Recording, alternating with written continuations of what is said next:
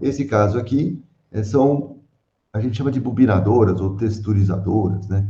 Que o material entra, né, nessa texturizadora, já na forma. Vamos pegar, por exemplo, uma produção de fios de nylon, né? Quem conhece o nylon, 66, principalmente, ele é composto, ele é uma mistura, né, de hexametileno-diamina e o ácido adípico, né? E aí que eles reagem e fazem, nessa reação, eles produzem o nylon, e aí, esse sal de nylon, que a gente chama, que é a mistura desses dois componentes, a partir da reação, ela é colocada para se tornar fios, né? Ele se torna um filamento, né? Então, essas máquinas aqui, super, assim, engenheiradas aqui, elas controlam bem esse momento em que o nylon, a partir da reação do nylon, ele se torna filamento a partir, vamos dizer assim, desse material, desse polímero que está se formando nessa reação. Então, ao mesmo tempo que acontece a reação, vem e vocês têm o fio sendo produzido. E esse fio tem que ser enrolado, né? Tem que ser enrolado para poder ser utilizado depois nas máquinas de tecelagem, né? Então, por exemplo, o nylon, ele é usado para fazer meias femininas, né? E aí, poxa, tem que estar com o fio bem organizado para a máquina de tecelagem funcionar. Então, a partir da texturização, ele ganha esse formato de rolos, né? E esses rolos, vocês podem perceber que tem diferentes tamanhos aqui, não porque cada um tem o seu tamanho, porque ainda não chegou no momento exato para o rolo ser descartado, né? Desculpa, para ser retirado de operação, né?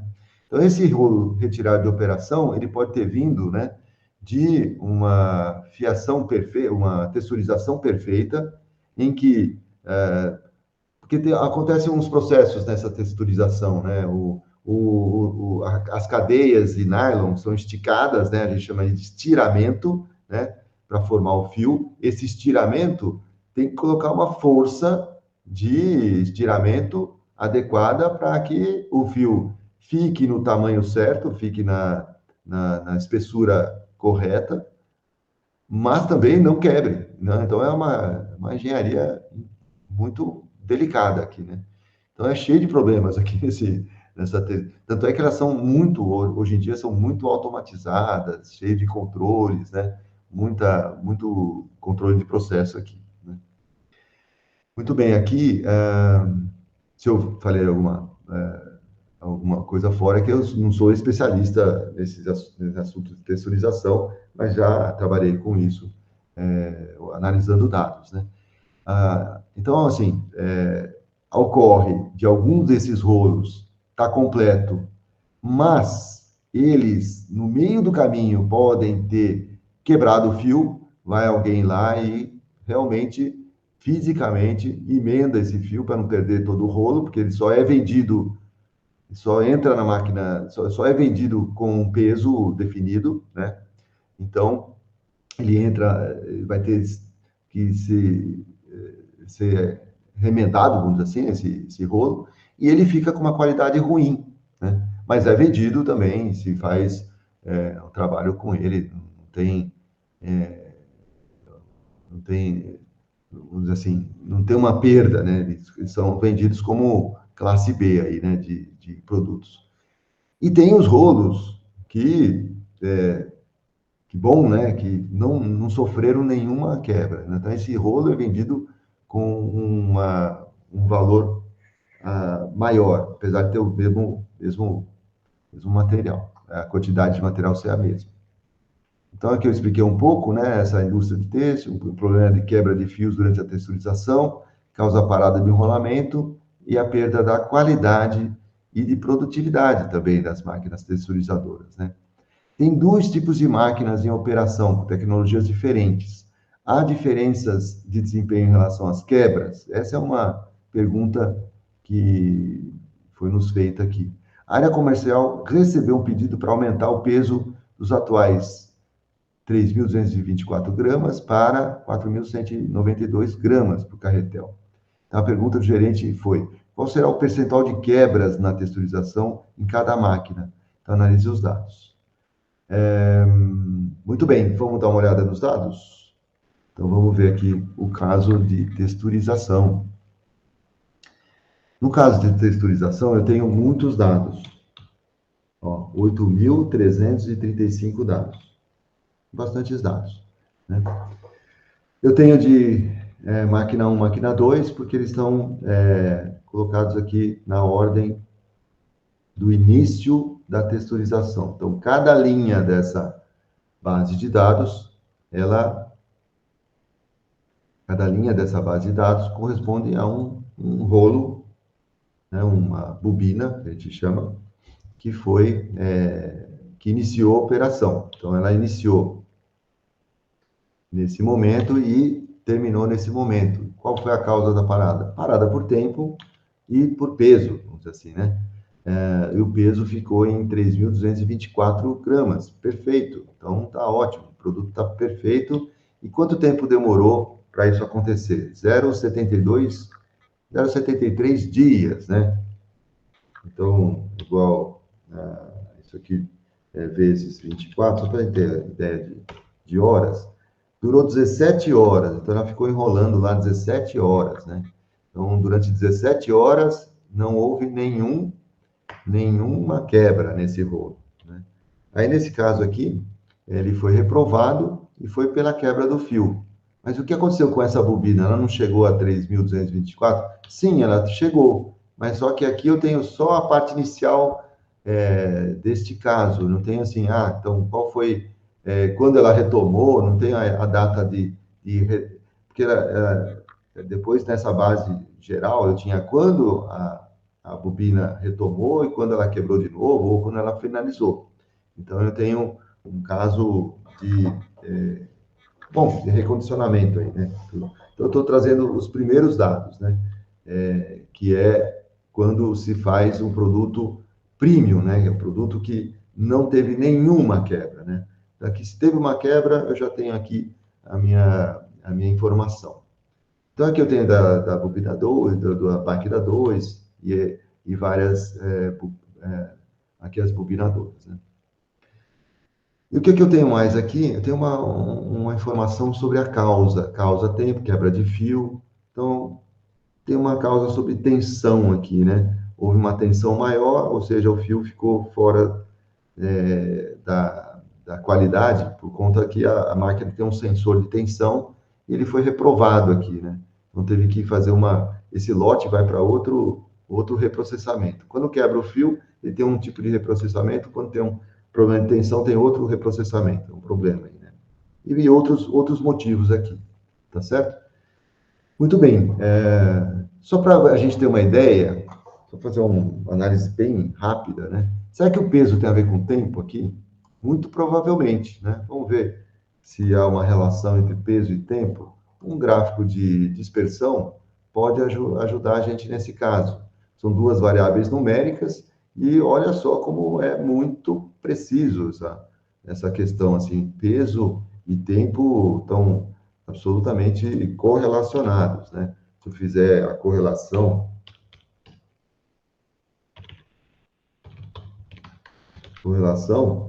vai dar praticamente 1, né? Igual a correlação entre o peso e o tempo. Curiosidade, estou fazendo isso ao vivo, tá? Praticamente 1, tá? Absolutamente correlacionado. Muito bem. Então eu posso usar tempo ou peso, conforme o que você gostaria de utilizar, tá certo? Então, o que eu tenho aqui? Então, o tempo de processamento aqui, no fundo, eu posso trabalhar modelar o peso, vai ser praticamente idêntico ao tempo, né? deve ter alguma coisinha na correlação, um pouquinho mais para lá, mais para cá. Foi praticamente uma aqui a correlação. Então, assim, posso modelar o peso, né? Essa é a conclusão básica que eu chego aqui. Vamos fazer o seguinte, ó, vamos ver nesses dados como é que como está a relação do peso do produto, né? Se ele está aprovado ou reprovado. Como é que está a distribuição do peso? Né? Qual é a distribuição aqui, no caso, vou fazer um histograma desse peso. O que acontece? Como é a distribuição do peso desses rolos? Provavelmente tem um valor 3.224 que vai estar bastante denso, né? Com bastante densidade, e aí outros valores antes de 3.224. Então vamos inserir aqui um histograma. Vamos dar uma olhada no histograma. Olha aí, essa é a nossa conclusão inicial, né? Eu tenho muitos casos de falhas espalhados pelo tempo ou pelo peso. Aí eu já sei que o peso e o tempo têm uma alta correlação, né, positiva.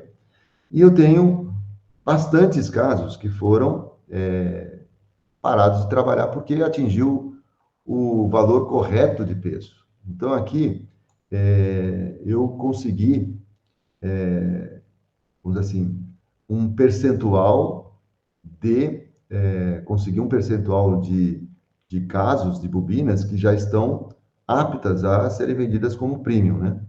E outras que ficou pelo caminho, né? Então, eu tenho um problema nessa operação, que é justamente uma taxa bastante alta de, de, de produto fora de especificado aqui, especificamente, né? Não joguei fora todas as bobinas, mas fora do padrão perfeito, né? Que é o 3.224. Se não tivesse, se todas começasse e acabasse com 3.224, não tivesse falha nenhuma, eu não estaria preocupado em modelar tempo de falha aqui, porque é zero, né, a quantidade de falhas. Agora, eu estou preocupado em modelar o tempo de falha, porque eu quero saber como que ocorrem essas falhas, né, com que modelagem ocorrem essas falhas.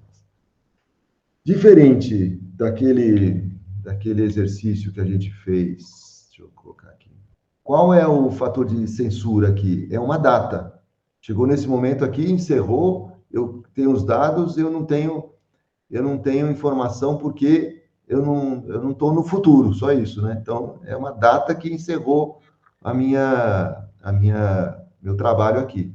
Então, uma data específica, um dia que eu fui coletar os dados. Então, é esse dia que eu fui coletar os dados, que representa aqui essa linha azul, vamos dizer assim, né? Esse alinhamento dos pontos em azul, vai ser 2020, por aí, é a data em que eu coletei os dados e a partir dela eu não sei mais nada.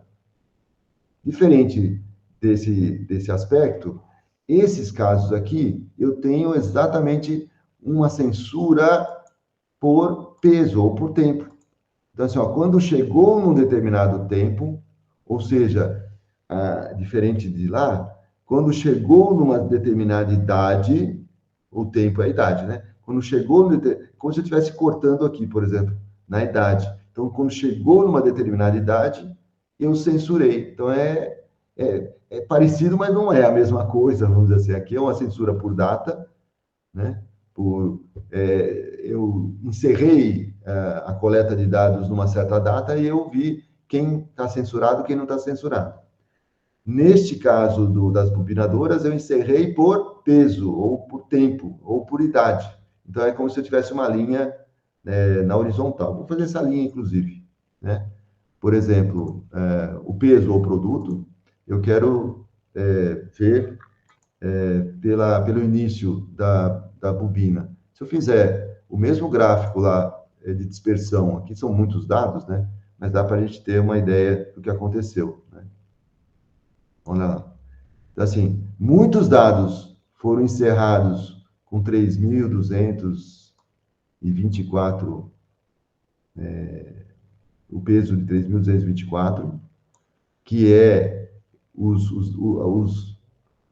carretéis bons, né, as bobinas boas, e em muitos casos a gente falhou no meio do caminho, né? Inclusive com uma densidade aqui, só olhando geral assim, uma coisa muito estranha perto do início, né? Então já tem uma ideia nesse caso. Perceberam que a censura aqui é por idade e no outro caso a censura era por data, né? Por tempo, pela data do estudo, né? Veja como a gente tem que interpretar bem o que é uma censura. Então, aqui a censura é a idade. Então, o que é um dado censurado? É um produto ok, tá certo? Essa é uma boa início de trabalho. Foi o que é nossa censura, como é nossa censura nos dados. Então, aqui já começa a nossa análise, tá certo?